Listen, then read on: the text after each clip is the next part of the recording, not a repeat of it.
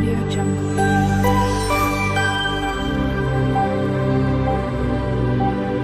Audio Jungle. Hello everyone, જય શ્રી કૃષ્ણ. મારી ચેનલમાં તમારું સ્વાગત છે. આજે હું સાઉથ ઇન્ડિયન ડીશ મેંદુ વડાની રેસીપી શેર કરવાની છું. આ વડાને ખાવાની અસલી મજા સાંભાર અને કોપરાની ચટણી સાથે જ આવે છે. આ રેસીપીમાં તમને એકદમ સહેલી રીતે પહેલી જ વારમાં બધી જ ટિપ્સ સાથે મેંદુ વડા કેવી રીતે બનાવવા એ શેર કરીશ. ચેનલ પર નવા હોવ તો જરૂરથી ચેનલ સબસ્ક્રાઈબ કરજો, જેથી મારા દરેક વિડીયોનું નોટિફિકેશન તમારા સુધી પહોંચશે.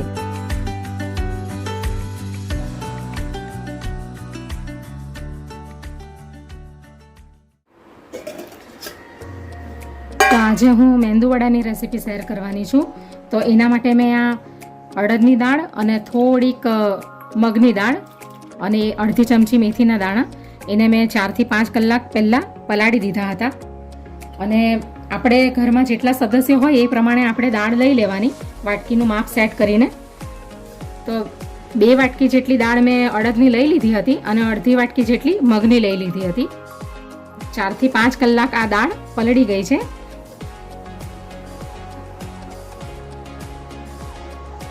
તો હવે આપણે એને મિક્સીમાં ગ્રાઇન્ડ કરી લઈએ.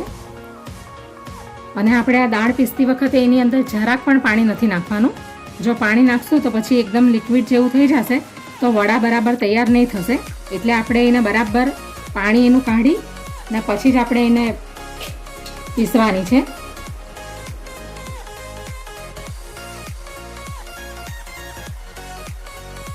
યાદ રાખવાનું કે એની અંદર આપણે જરાક પણ પાણી નથી નાખવાનું. હવે આપણે એને પીસી લેશું. તો આ દાળ પીસાઈ ગઈ છે.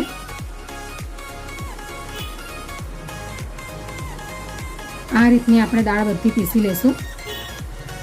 તો હવે આપણી બધી દાળ પીસાઈ ગઈ છે. તો હવે આપણે એને 5 થી 7 મિનિટ સુધી બરાબર હલાવી લઈશું હાથ વડે. એટલે જ્યાં સુધી એ એકદમ બેટર તૈયાર ન થાય ત્યાં સુધી આપણે એને મિક્સ કરી લઈશું. તો હાથ વડે એને 5 થી 7 મિનિટ સુધી આપણે એને આવી રીતે એક જ ડાયરેક્શનમાં હલાવી લઈશું. થોડો કલર એનો ચેન્જ થઈ જશે, એકદમ વ્હાઈટ થઈ જશે.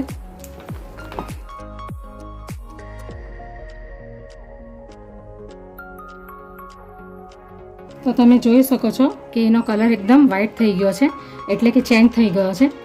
તો હવે આપણે જોઈ લઈશું કે આપણું બેટર તૈયાર થયું છે કે નહીં મેંદુ વડા બનાવવા માટે.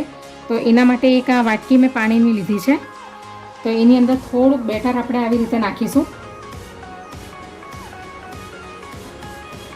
ઉપર તરી ગયું છે એટલે આપણું બેટર પરફેક્ટ રેડી થઈ ગયું છે.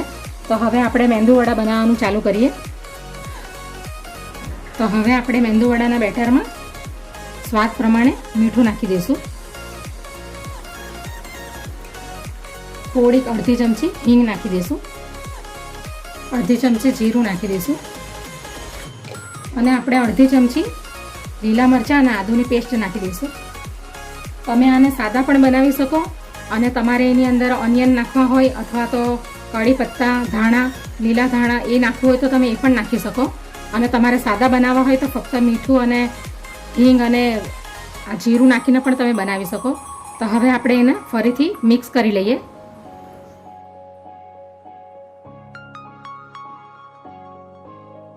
તો હવે આપણું બેટર તૈયાર થઈ ગયું છે, પણ આપણે એની અંદર હજી એક વસ્તુ ઉમેરવાની છે. તો આ બેટરની અંદર તમે 2 થી 3 ચમચી ચોખાનો લોટ તમે એડ કરી શકો. તો એનાથી શું થશે કે એકદમ ક્રિસ્પી અને બહારથી એકદમ ક્રિસ્પી અને અંદરથી એકદમ નરમ બનશે. તો ચોખાનો લોટ હું નથી ઉમેરવાની, હું એની અંદર આ પૌવા ઉમેરવાની છું. તો આ 3 ચમચી જેટલા મેં પૌવા લઈ લીધા છે અને એને મેં મિક્સીમાં ક્રશ કરી લીધા છે. તો આપણે એ અંદર નાખીશું.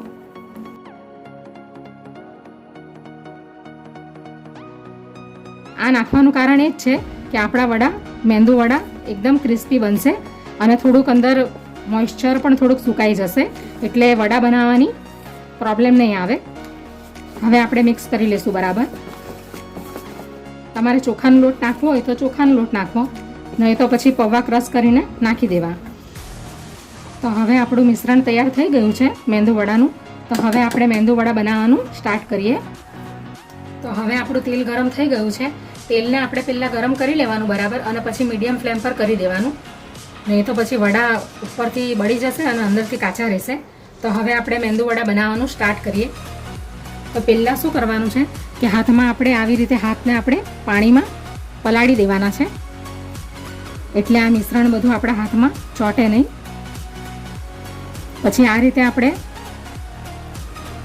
મિશ્રણનું એક પોર્શન લઈ લેવાનું અને પછી આપણે એને આવી રીતે ફેલાવીને અંદર વચ્ચે હોલ કરી દેવાનું આવી રીતે. અને પછી હવે આપણે નાખી દેવાનું.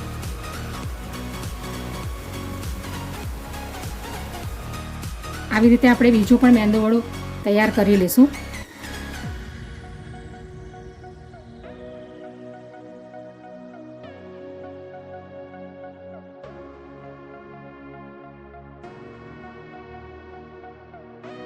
હવે આપણે એને મીડિયમ ફ્લેમ પર ફ્રાય કરી લેવાના.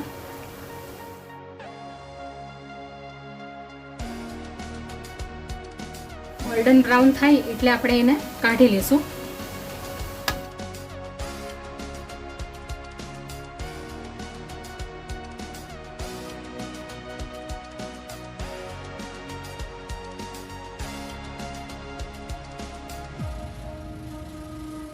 તો હવે આપણા વડા ફ્રાય થઈ ગયા છે. હવે આપણે એને એક પ્લેટમાં કાઢી લઈશું. આ રીતના વડા તૈયાર થયા છે, મેંદુ વડા.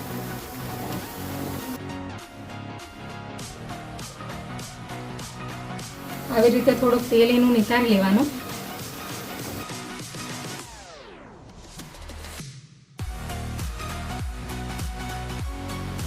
હવે આપણે બીજી રીતથી પણ મેંદુ વડા તૈયાર કરીશું. તો આ ચા ગાળવાની જે આ ચાણી આવે છે એનાથી પણ આપણે મેંદુ વડા તૈયાર કરી લઈશું. આવી રીતે એક પોર્શન લઈ લેવાનું, પછી આની ઉપર આવી રીતે મૂકી દેવાનું, પછી વચ્ચેથી આવી રીતે હોલ કરી દેવાનું.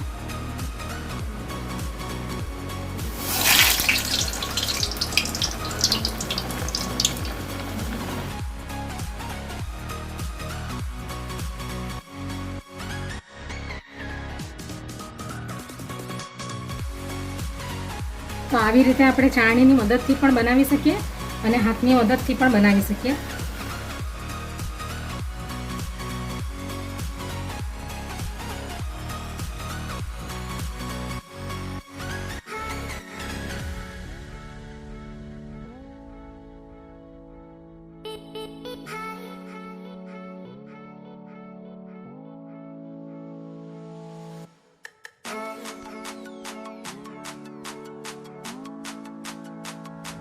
તો હવે આપણે મેંદુ વડાની સાથે ખવાતી ચટણી બનાવી લઈએ કોપરાની. તો એના માટે મેં આ અડધી બાઉલ જેટલા લીલું કોપરું લીધું છે આ, અને એની ઉપરથી સ્કીન જે આવે છે બ્રાઉન કલરની એ મેં બધી હટાવી લીધી છે. તમારે નહીં હટાવી હોય તો પણ ચાલે. તો હવે આપણે એને પીસી લઈએ. અને આ દાળિયા લીધા છે, એટલે ઘરે ચણા હતા આખા, તો એને મેં છોલી લીધા છે આવી રીતે.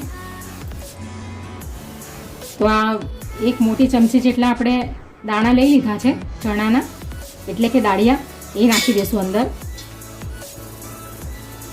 એક લસણ લીધું છે, એક ટુકડો આદું લીધો છે, અને એક ગ્રીન ચીલી લીધી છે, અને આ કડી પત્તા લીધા છે.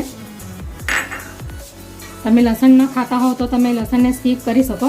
હવે આ અડધી વાટકી મેં મીડિયમ દહીં લીધું છે, એ અંદર નાખી દઈશું. હવે આપણે એની અંદર થોડુંક પાણી રેડી દઈશું, અડધા કપ જેટલું.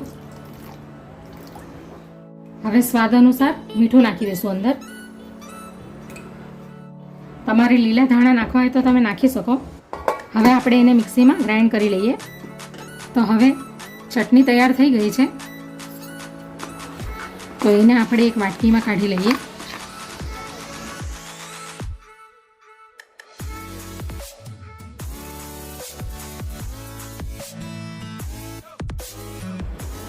તો હવે આપણા લીલા નાળિયેરની ચટણી તૈયાર થઈ ગઈ છે આ ટાઈપની.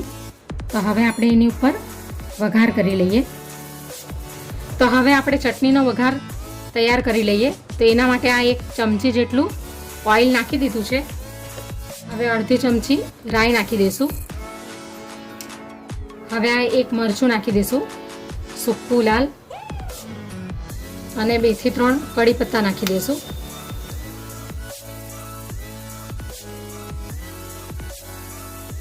તો હવે આપણે ગેસ બંધ કરી દઈશું.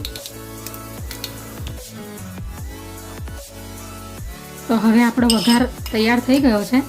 તો હવે આપણે આ ચટણીની અંદર નાખી દઈશું. તો તૈયાર છે આપણી ચટણી લીલા કોપરાની મેંદુવડાની સાથે ખાવા માટે.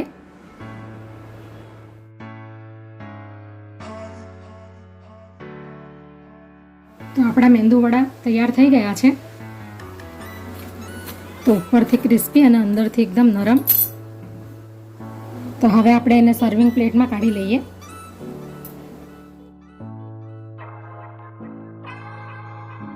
તો તૈયાર છે આપણા મેંદુવડા. તમે એને આ લીલા કોપરાની ચટણી સાથે પણ ખાઈ શકો અને સાંભારની સાથે પણ ખાઈ શકો. તો આ રીતના બન્યા છે, ઉપરથી ક્રિસ્પી અને અંદરથી એકદમ સોફ્ટ. આ મેંદુવડાને સાંભારની સાથે ખાવાની પણ ખૂબ મજા આવે છે.